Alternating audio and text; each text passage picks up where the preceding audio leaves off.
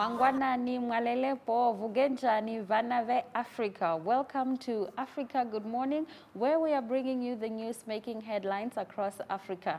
My name is Aina Raizakoyo, and alongside me is Eshwen Mberi. Now, if you look around, there's a group of people who kind of look like zombies because they've been studying for too long. It's almost exams, but today we celebrate them because it is World Students Day. World Students Day is a celebration of multiculturalism, diversity, and cooperation among students across the globe. Though originally a day of commemoration of the more than 1,200 students from the University of Prague whose lives were taken in World War II, World Students Day has become an occasion for universities the world over to boast their masses of international students and the good they do for the local community. Here's a video on World Students Day.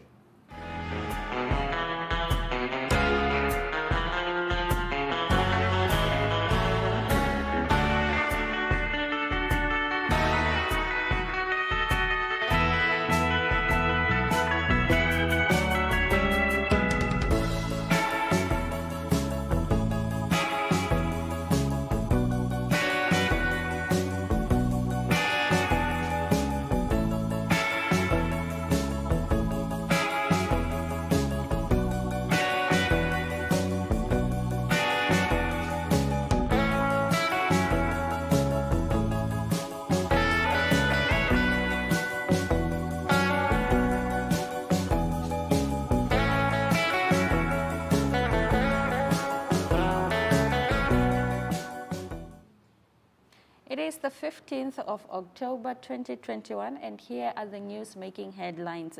Ethiopian attack in two northern regions intensify, Tigrayan forces say. An air and ground offensive by Ethiopian troops and their allies against rebellious forces from the northern Tigray region is intensifying, a spokesperson for the Tigrayan forces said on Wednesday, claiming staggering casualties. Getachew Reda of the Tigray People's Liberation Front told Reuters by phone that the Ethiopian military and allies from the Amhara region were fighting the Tigrayan forces on several fronts in both the Amhara and Afar regions, which neighbor Tigray. Spokesperson of the Ethiopian military did not immediately respond to a request for comment. The military and government have not acknowledged a fresh offensive, which the TPLF says began with airstrikes last week, days after Prime Minister Abiy Ahmed was sworn in for a 5-year term. In Libyan city, mass grave evokes stakes of faltering peace push. Workers in the Libyan city of Tahuna have spent more than a year exhuming bodies from mass graves that show the cost of a decade of conflict and the high stakes of a fragile peace plan that has left victims on the sidelines. Tahuna was held by the local Kiniyat militia from 2012 until its capture last year by pro-Tripoli government forces, leaving a grisly legacy that symbolizes the North African country's lost decade of anarchy and violence. As a peace process has unfolded this year, aimed at holding both presidential and parliamentary elections, the people of Tahuna know they stand a little chance of justice if Libya remains divided between warring factions. The government of national unity in Tripoli is working with the state prosecutor and UN investigators, but Tahuna families say progress in identifying remains is slow. Despite arrest warrants, the perpetrators stand beyond their reach. The IMF warns of growing threats to global economic recovery. The International Monetary Fund did not mince words in its latest outlook for global economy released on Tuesday, warning that the threats to the economic recovery from last year's COVID-19 disruptions are growing, along with dangerous divergence between richer and poorer countries. The IMF revised its headline forecast for global growth this year down slightly by 0.1% to 5.9%, while leaving its projections for 2022 unchanged at 4.9%. This modest headline headline revision, however, masks large downgrades for some countries, said the fund, noting that the outlook for the low-income developing country group has darkened considerably due to the worsening dynamics. Food prices have increased with the most in low-income countries where food insecurity is most acute, adding to the burdens of poorer households and raising the risk of social unrest, the IMF chief economist Gita Gopinath said. NUMSA rejects new wage offer. Engineering strike continues. South Africa's biggest engineering union, NUMSA, has rejected a new wage offer as a national strike that has already hit output at car maker BMW enters its second week on Thursday. Employer body SAFSA said the National Union of Metal Workers of South Africa, with around 155,000 members organized in the sector, have been on strike since October 5 to press for higher wages, an action that could hit supplies of parts to make new cars and accessories. Regrettably, at the conclusion of last night's meeting, we can report that we do not have an agreement. Lucio Trentini, chief executive at industry body Steel and Engineering Industries Federation of South Africa, told Reuters, "We will regroup this morning and plot the way forward. The revised and improved offer has been rejected," he added, after NUMSA took a revised offer to the members last week. Over 110 million COVID-19 vaccinations administered across the continent. As of the 14th of October, confirmed cases of COVID-19 cases from 55 African countries reach over 8.4 million, while over 110 million vaccinations have been administered across the continent. Reported deaths in Africa reach over 214,000 and over 7.7 million people have recovered. South Africa has the most reported cases of over 2.9 million and 88,000 people have died. Other most affected countries are Tunisia, Ethiopia, Egypt, Kenya, and Morocco. The numbers are compiled by the Centers of System and Science and Engineering at the Johns Hopkins University using statistics from the World Health Organization and other international institutions, as well as national and regional public health departments. Nigeria orders civil servants to show COVID-19 vaccination or negative test from December 1. Nigeria will require civil servants to show proof of vaccination against COVID-19 or a negative test for the disease to gain access to their offices from the beginning of December, a presidential committee said on Wednesday. The presidential committee said unvaccinated government workers who need to present a negative test result done within 72 hours before they are granted access to their offices across the country and its embassies abroad. Nigeria has administered some 5 million vaccine doses to its 200 million citizens and is in the midst of deploying millions more doses of Moderna and AstraZeneca shots received through the COVAX vaccine scheme for developing countries. It also has 1.2 million doses of the Johnson & Johnson vaccine. Nigeria, which has not tested widely for COVID-19, has so far recorded 208,153 confirmed infections and 2,756 deaths from the virus. Ebola vaccination campaign begins in Congo after virus resurfaces. Medics in eastern Congo began an Ebola vaccination campaign on Wednesday, the World Health Organization said, days after the death of a 2-year-old boy raised fears of another major outbreak. The toddler died last Wednesday in a clinic in the eastern city of Beni, one of the epicenters of the 2018 to 2020 outbreak, which killed more than 2,200 people and infected about 1,000 more. Further genomic sequencing is needed to determine if the latest case is linked to previous outbreaks or if it came from a new source. Ebola can remain present in semen for months after recovering, causing sporadic flare-ups of the disease that, when caught early, are generally easier to contain. Health workers are monitoring more than 170 contacts and 200 vaccine doses have been sent to Beni, says the World Health Organization. Rural women are key for a world free from hunger and poverty.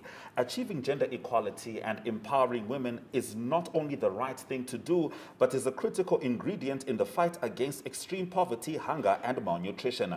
On average, women make up more than 40% of the agricultural labor force in developing countries, ranging from 20% in Latin America to 50% or more in parts of Africa and Asia. Yet they face significant discrimination when it comes to land and livestock ownership, equal pay, participation in decision-making entities, and access to resources, credit, and market for their farms to flourish. Improving the lives of rural women is key to fighting poverty and hunger. Giving women the same opportunities as men could rise agricultural production by 2.5 to 4% in the poorest regions, and the number of malnourished people could be reduced by 12 to 17%.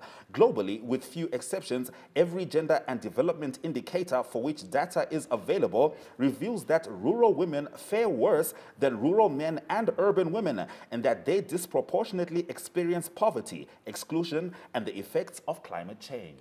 Gay couple hail a big win in battle over children's Namibian citizenship. A Namibian court ruled on Wednesday that the son of gay couple born via surrogacy in South Africa in 2019 is a Namibian citizen by descent, in a decision hailed as a big win for same-sex couples. In a test case for Namibia, High Court Judge Thomas Masuku ruled the paternity test is not needed to prove that Yona Lu Delgado is a son of Namibian Philip Lu and his Mexican husband Guillermo Delgado. Yona and his twin sister, who are also battling to obtain Namibian citizenship in a separate case, were all born via surrogacy in South Africa. Judge Masuku ordered the Ministry of Home Affairs and Immigration to pay the couple's cost and issue national documents to Yona within 30 days. In a major climb down in May, the Namibian government issued emergency travel documents to the twin daughter Maya and Paula, who were born in March. The papers allowed them to enter Namibia but not leave. Kenya's Agnes Tirop, husband a suspect as athlete, found dead. Kenyan world record holder Agnes Tirop has been found stabbed to death at her home in the western town of Iten, with police treating her husband as a suspect. The two-time World Athletics Championships bronze medalist, who finished fourth in the Olympic 5,000-meter final 2 months ago, was 25. A criminal investigation is now underway into her death, with police saying her husband has gone missing. On Wednesday, crime scene investigators were at the house of Tirop, who police say was reported missing by her father on Tuesday night.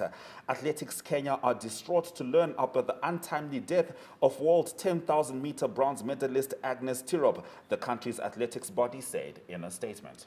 When disasters strike, developing countries are still too vulnerable. Many developing nations remain unprotected against disasters, even though it is accepted that building community resilience has many benefits beyond saving lives and livelihoods. Weak governance, growing poverty, biodiversity loss, collapsing ecosystems, and unplanned rapid urbanization are all interconnected drivers of disaster risk, he said in a video message for days. Just 24 hours advance warning of storm or heat wave can reduce the damage by 30%, but many low and middle income countries don't have adequate early warning system. When a disaster strike, a weak health system and infrastructures leave them more than vulnerable.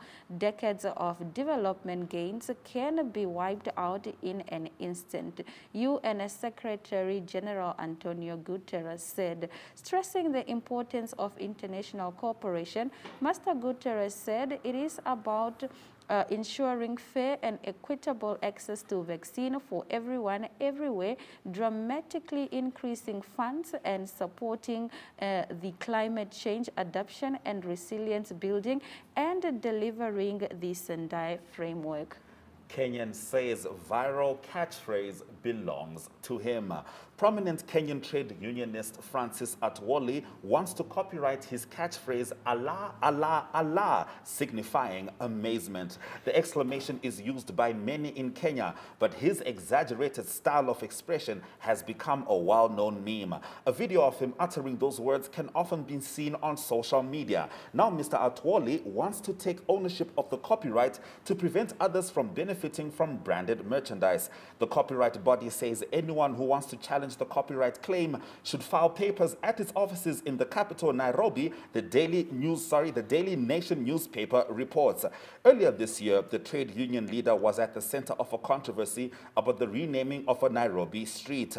But the street sign was vandalized by critics who said Mr. Atwoli was unworthy of the honor as he had not improved workers' conditions during his 2 decades at the helm of the Central Organization of Trade Unions. Do you have any catchphrase that you want to make sure you copyright? The sexiest of these sexy. Oh, there we go.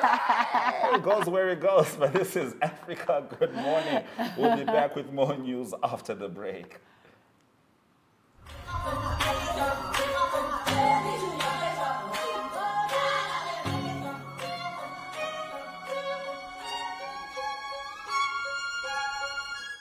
Strike it gold and win 5,000 Namibian dollars in cash with Neo Paints. Simply buy Neo Paints products from the selected range and stand a chance to get one of 12 mystery buckets filled with gold paint. All 12 winners will each get 3 extra paint buckets equal to their purchase. One to replace the gold paint, the second to use on your project, and the third to give to a charity of their choice. One winner can score another 10,000 Namibian dollars by showing us your creative use of the golden paint. The best project wins the cash. Offer is valid from 27 September to 18 December at your favorite hardware store nationwide. Visit us at neopaints.com for more competition details and follow us on Facebook for weekly competition updates. Neo Paints, a coat of excellence.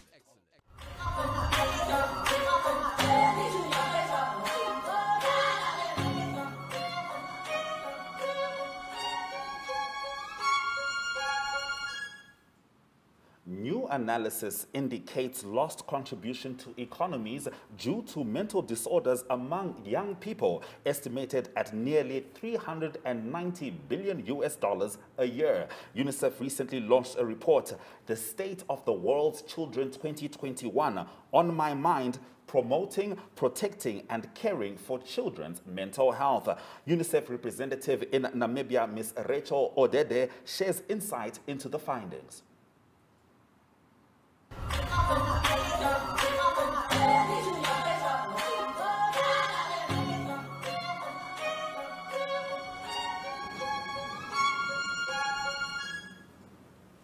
New analysis indicates a lost contribution to economies due to mental disorders among young people, estimated at nearly $390 a year. UNICEF recently launched a report, The State of the World's Children 2021, On My Mind, promoting, protecting, and caring for children's mental health.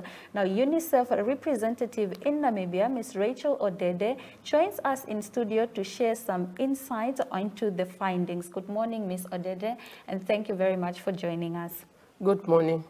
All right, could you please share some of the main findings of this report? Thank you. For the first time in its history, the State of the World Children's Report, a UNICEF flagship global report, focuses on mental health with emphasis on risk and protective factors in homes, schools, and communities to shape the health of the children.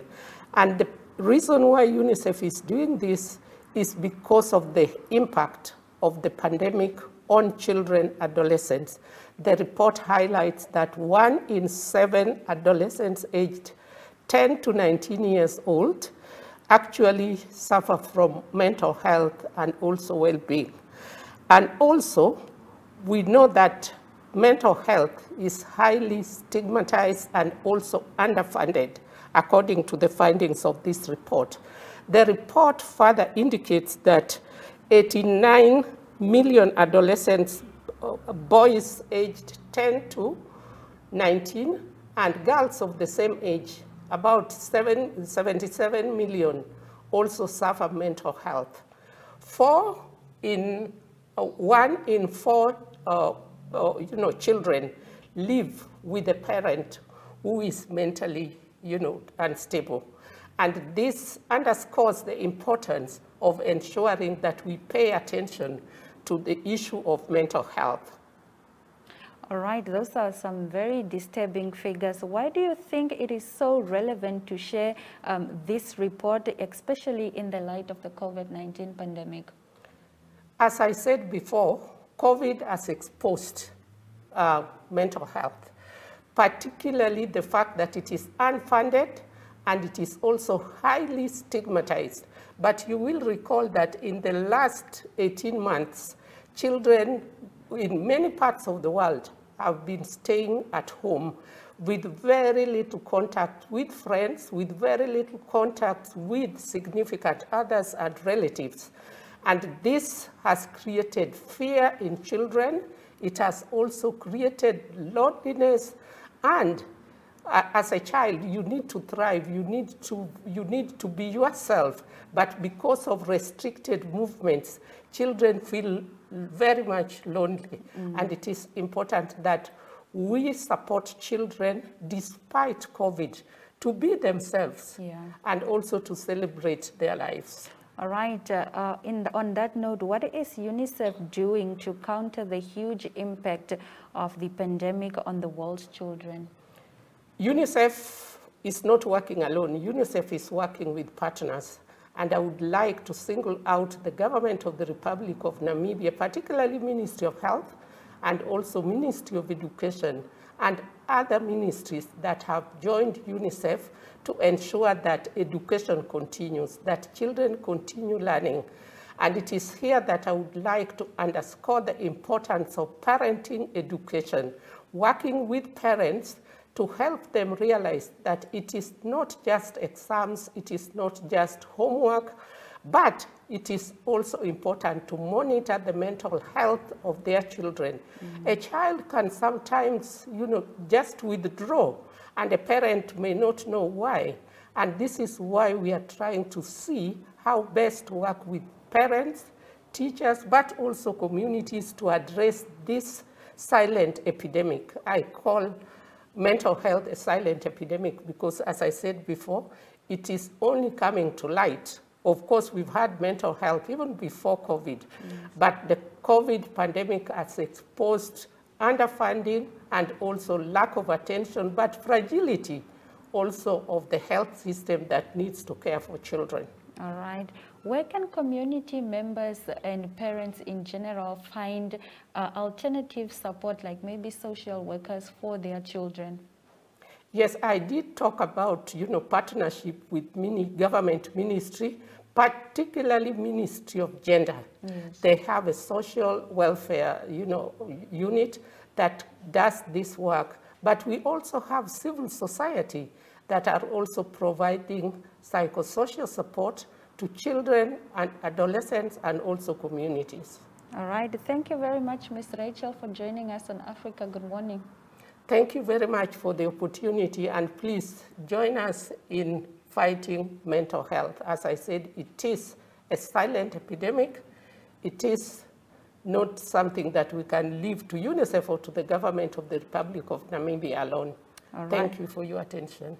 That has been Ms. Rachel Odede, UNICEF representative in Namibia, sharing some insight onto the findings, which was called the State of the World's Children 2021, On My Mind, Promoting and Protecting Caring for Children's Mental Health.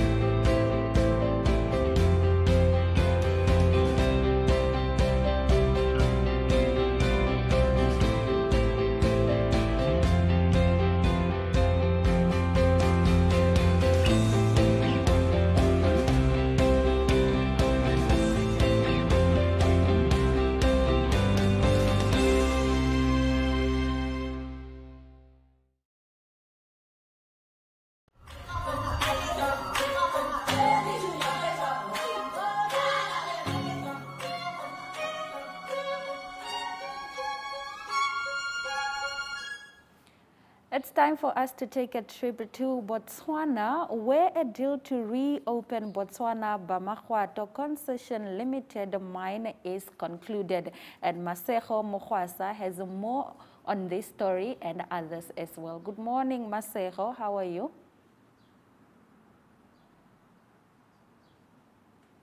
Masejo, are you there? It seems like we can't locate Masejo.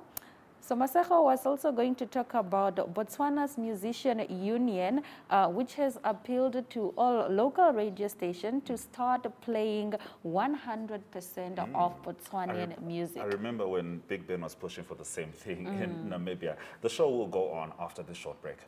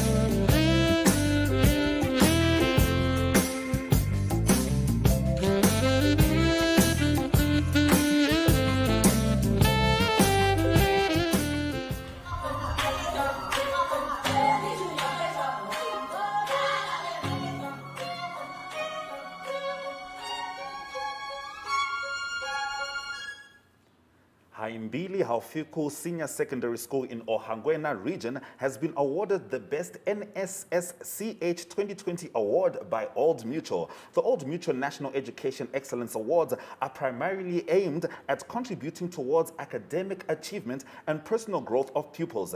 They are intended to complement pupils' intrinsic motivation as well as necessary verbal encouragement from teachers and parents. The school principal, Rabana Shaninga, on Thursday explained to the Namibian Sun how the school struggled with keeping classes going during the COVID-19 lockdown. Shaninga said while their school is in an urban area, most of their pupils are from rural homes where there is no access to electricity, better yet, laptops. This made teaching and learning very difficult as teachers were only left with a handful of pupils to send online materials to. When classes resumed, my teachers worked overtime to make up for lost time and to help the learners catch up with all that needed to be covered, he said. Tuyemo Haidula compiled this report. Yeah, my name is Rabanus Shaninga, the school principal of Haimbiri Haufiku Senior Secondary School. During COVID-19, of course, it has been a hard time for us to break through. It's one of those, I think, tough time really we had before. I mean, we have never experienced it before.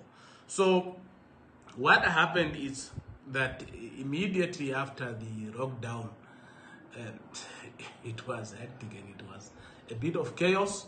But however, we tried to settle in, just like any other person. Like we were told, of course, we must try it online.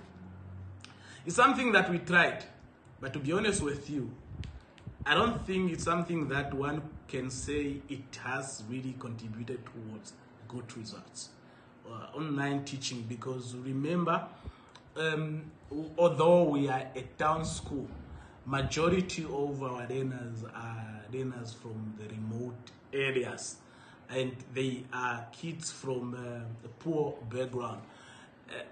Very, very few that could get a smartphone to navigate through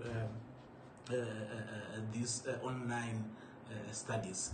So, of course, we waited a bit on, although those that could, teachers did it through WhatsApps and all that, Zoom classes and so, but however, we focused only after when we came back. Number one, you have to get the kids to understand that one thing that I always tell them, it doesn't matter whether we had a situation the certificate itself, it will never be written that you had COVID in the Middle East. The certificate will be straightforward. If you are in grade 12, it's for grade 12. Grade 11 is for grade 11. And there shall be no day that you have something like no results will be relaxed entries to universities. So it's motivation. We motivated the kids. We motivated the kids, and the teachers, they did their part. So they taught, kids were taught, they responded, and therefore it is just motivation to encourage the kids, and then just to ensure that also the teachers are doing what they're supposed to do. And we just did it just that way, and of course we were happy with the results at the end of the day. Yeah. That's what happened. Thank you, sir. Welcome.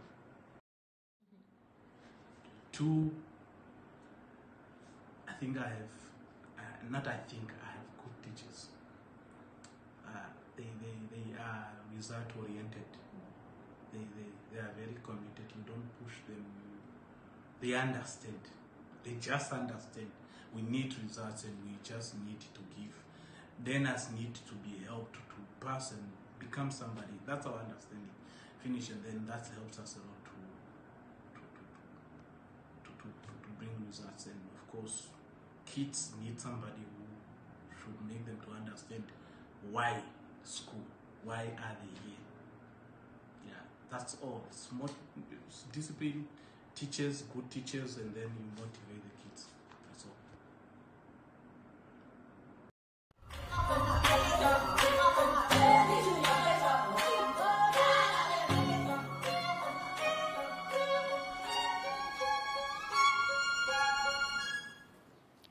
Masego Mogwasa, all the way in Botswana, is ready to give us a news update on the happenings in her motherland. Good morning, Masego. How are you? Good morning to you in studio, and good morning, Africa. We understand that a deal to reopen Botswana Mabakwato Concession Limited Mine has been concluded. Please tell us more.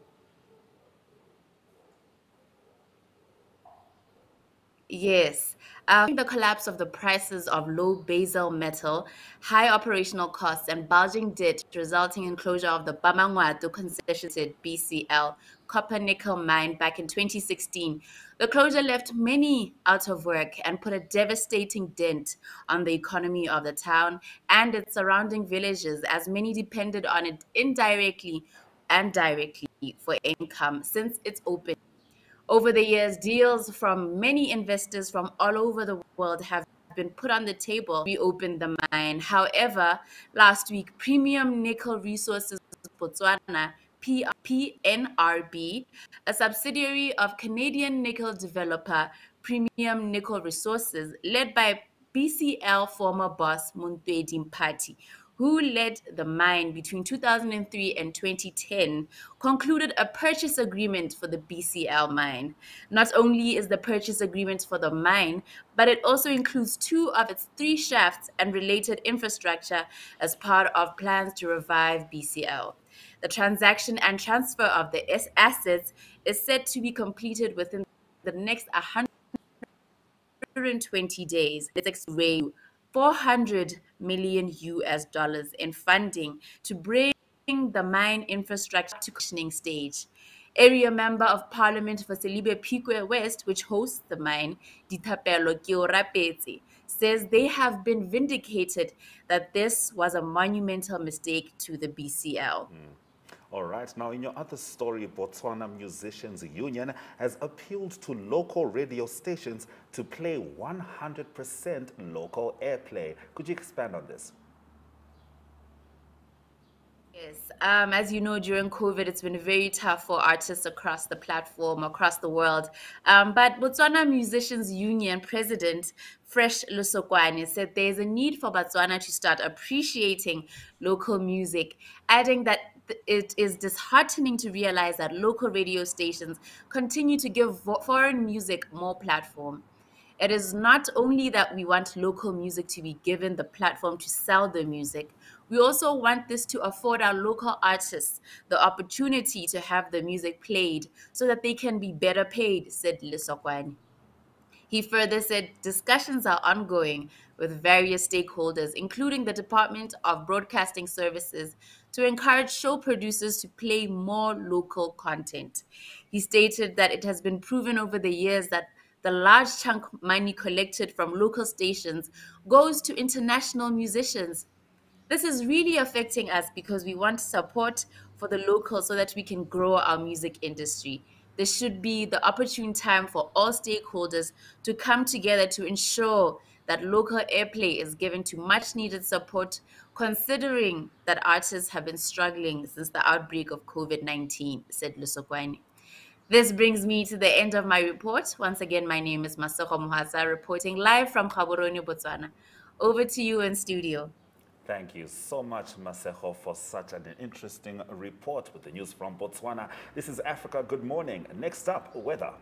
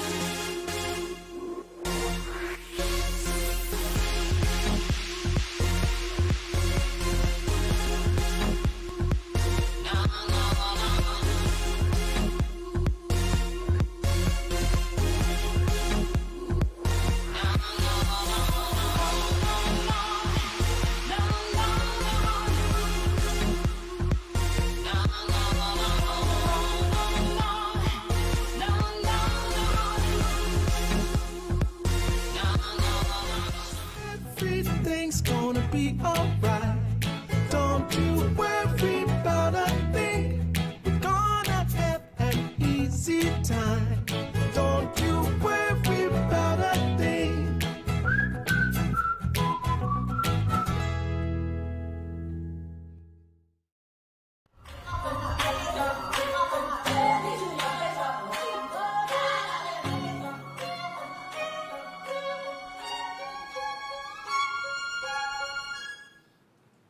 Welcome back to Africa Good Morning. It's time for us to dive straight into your economic news stories for the day. In the first story, U.S. group Vantage Data Centers expands to Africa with a $1 billion campus. Vantage Data Centers is investing more than $1 billion in its first African campus in Johannesburg, the U.S.-based company said on Wednesday. The expansion underscores the rising demand for cloud services, even in relatively underdeveloped corners of the technology universe. Vantage's carrier-neutral 80 megawatts capacity facility will include 60,000 square meters of data space across 3 facilities in Johannesburg, once fully developed, making it the largest in Africa, it said in a statement. Microsoft Corp has also built 2 data centers in South Africa, one in Cape Town and one in Johannesburg, while China's Huawei started building 2 data centers in South Africa in 2019. Zimbabwe.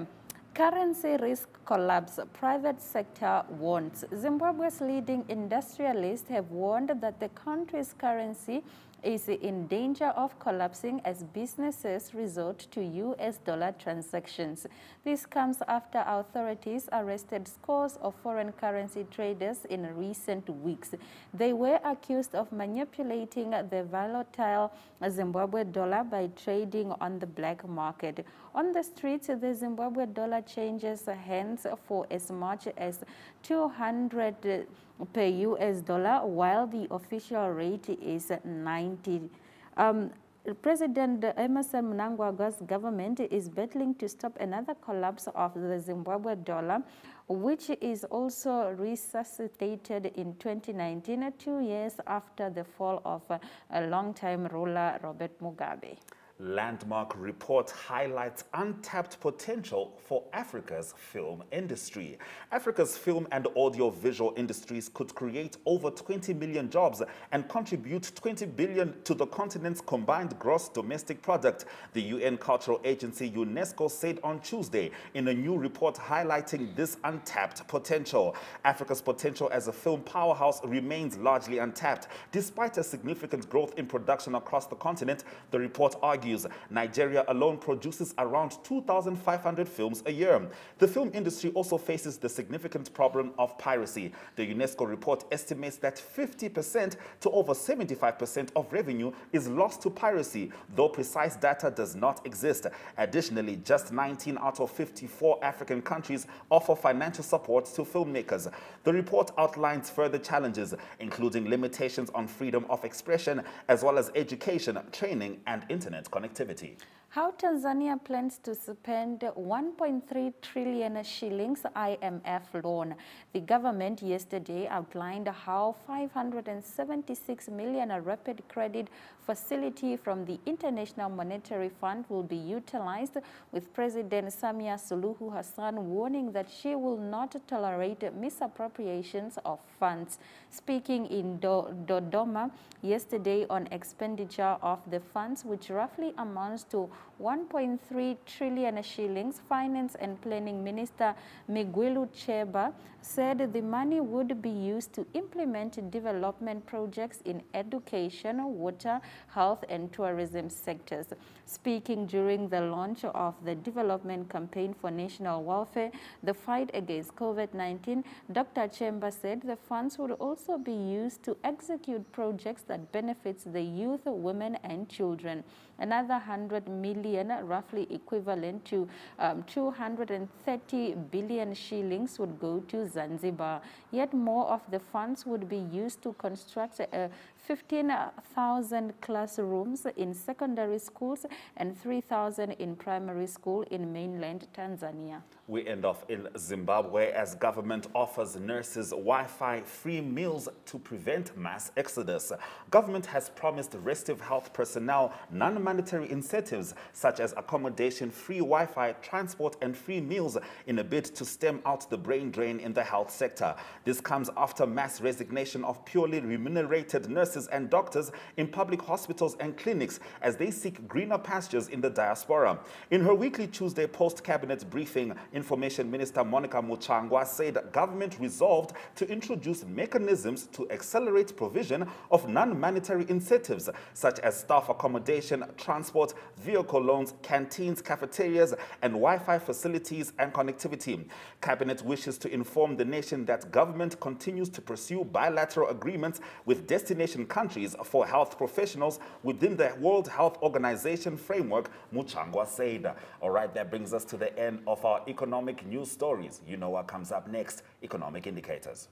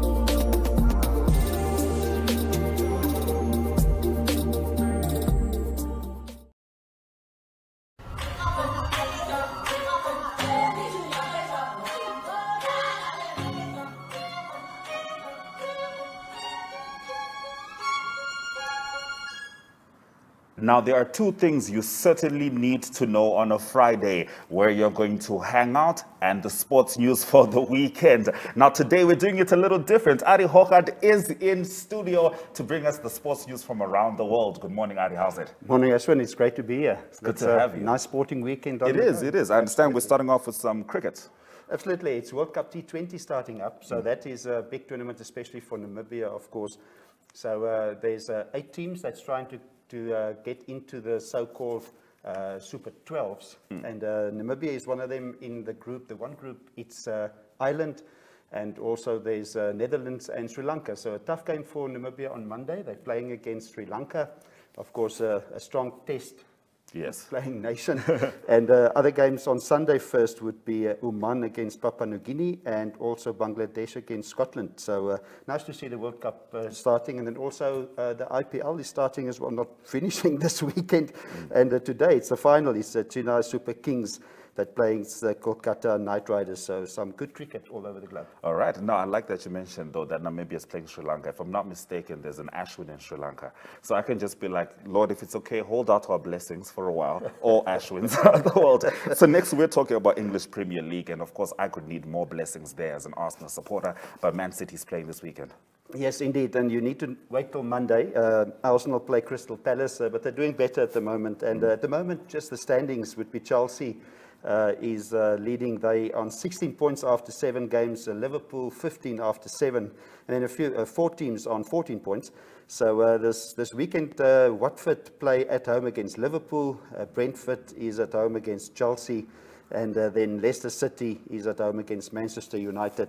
So big football coming up as well, very competitive. And Chelsea looking good. I think they're in a good position to keep the lead. Yeah, now it's no secret that rugby is a male-dominated sport, especially when it comes to referees. But it seems like a South African female referee has just managed to break that glass ceiling. Tell us about it. Yes, it's Amy Barrett-Tron. And I don't know if the players are going to be brave enough to talk back to her. They probably shouldn't. So she's very experienced. She played provincial and national rugby for South Africa as well, so she knows what's happening on the field. And she'll be the 3rd women's umpire that's going to be refereeing in the United Rugby Championship. So she'll be doing the game Benetton against the Ospreys. That is on Saturday. And also other games to look out for Southern African interest is Ulster that play against the Lions. The Dragons play against the Stormers. Those are games today. And then tomorrow, Edinburgh against the Bulls and Cardiff Rugby against the Sharks.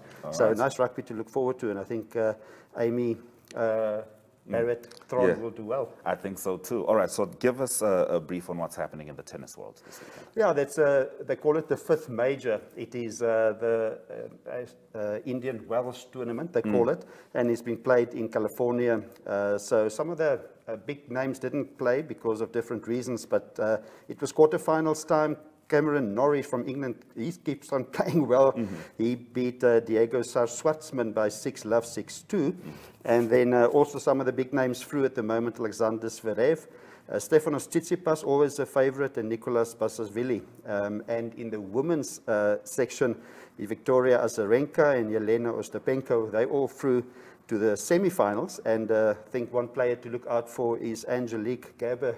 In action there. She's from Germany and she's in good form as well. So the Indian Wells tournament continuing in California this weekend. All right. Now, I know you're in Namibia for a limited amount of time. And personally, I would love to hit 18 holes with you, but I don't think that would be possible. We might just only be able to watch golf. So what's happening in the golf world? Yeah, it's again on the USPGA Tour, and there's also in the European Tour. On the European Tour, it was Andalusia Masters that started yesterday. It was Julien Courier from France that did well in the first round. It's a tough course. The best score was 4 under par 68. And then Ryan Cox of New Zealand. He's the son of a very well-known New Zealand rugby player. And he was on 1 under, and Xander Lombard of South Africa +1. Just briefly, in the USA also, it's the CJ Cup, Robert Stret. Low scores there. They did very well, 61 for Robert Stret. Sergio Garcia, -7, and South African interest, it's Eric van Rooyen on -5. So, all right. So they're playing well in the US. Yes, they are indeed. Well, that brings us to the end of our sports news updates. After this, your headlines.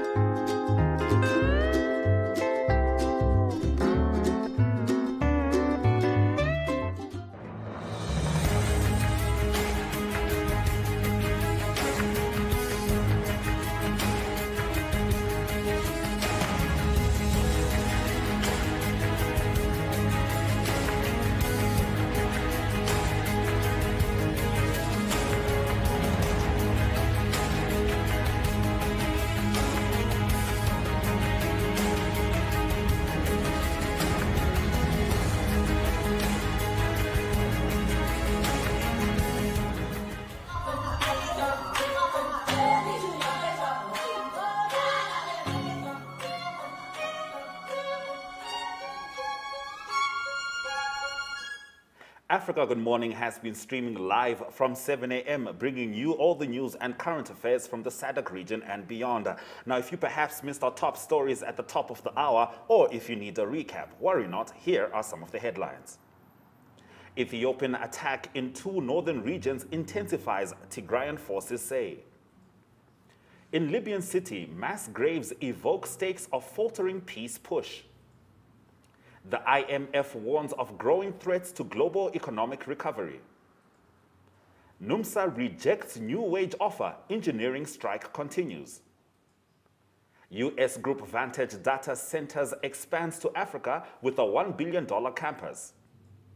And in sport, in cricket, the ICC T20 Cricket World Cup starts on Sunday, and the final of the Indian Premier League is played today. Those have been our stories. We thank you very much for joining us on the Friday edition of Africa Good Morning. We look forward to seeing you again the next Monday, same time, same place. On that note, we welcome your remarks regarding our show. You can email them to us. Our email is agm_2cents@nmh.com.na. Alternatively, we are on Facebook and Twitter. That's at Africa Good Morning. We also have a website that you can visit for more content. That's called One Up 2. On that note, it's all my love, all my light. Until Monday, Swera Zvakanaka.